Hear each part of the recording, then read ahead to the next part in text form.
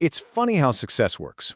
For so many companies, the very thing that made them a star, their original code, eventually becomes a cage.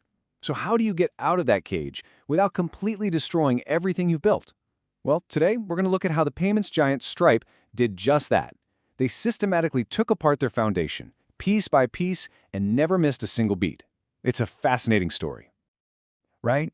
It's this weird catch-22. The code that lets you move fast, that lets you build a business from nothing, suddenly feels like it's made of concrete. It slows you down, it stops you from innovating. So what do? How do you escape that cage without bringing the whole house crashing down with you? Okay, so to really get this, we got to go back to the beginning, to the hero of pretty much every startup's origin story, the monolithic application. This thing is the champion of speed when you're just trying to get an idea off the ground. So what is a monolith? Well, think of it like an all-in-one machine. Every single thing your app does, logging users in, processing payments, sending out emails, it's all woven together into one giant single program. And look, when you're starting out, this makes total sense. It's the fastest, most straightforward way to build. And this slide really gets to the heart of it, doesn't it? It's a double-edged sword.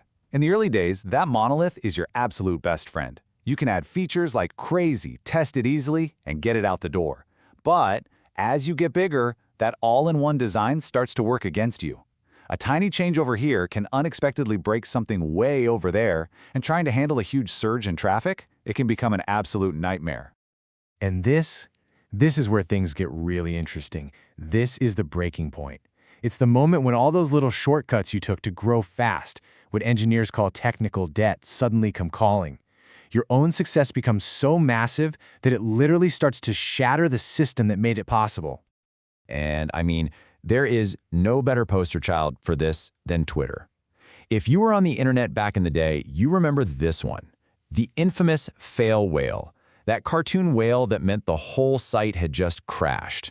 It became this pop cultural symbol for a platform that was literally buckling under its own viral success. You can just feel the stress looking at this timeline, right? Twitter's system was built for a few thousand people, and suddenly millions were piling on.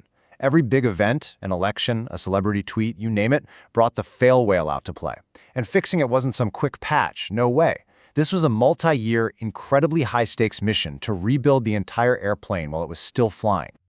So while Twitter was fighting this battle out in the open for everyone to see, another really fast-growing company was facing the exact same problem but behind closed doors. That company was Stripe, and they decided to take a much quieter and much more, systematic path. Just like Twitter, Stripe's monolith was a victim of its own incredible success. The code that powered their amazing growth was now the very thing slowing them down. But for Stripe, the stakes were frankly way higher. They're a payments company. Reliability isn't just a feature, it's everything. They knew they had to change, but they couldn't afford a single misstep.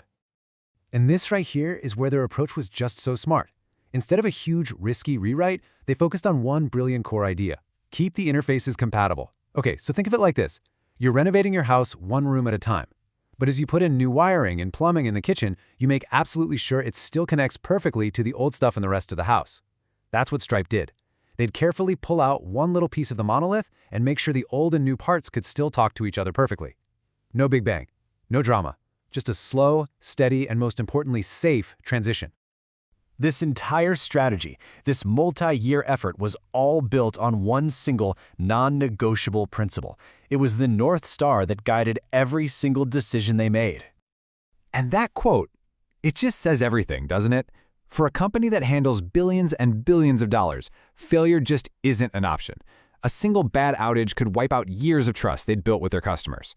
Stripe knew that protecting their reputation for being rock-solid reliable was way more important than how fast they could get the project done. That discipline, that patience, that was the real secret to their success. And what's so cool is that Stripe's story isn't some unique fluke. Their methodical approach is actually part of a much bigger philosophy used by some of the most resilient tech companies in the world.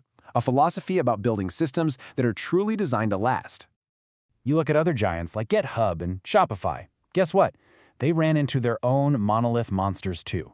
And just like Stripe, they didn't try to go slay the beast in one heroic, risky blow. Nope.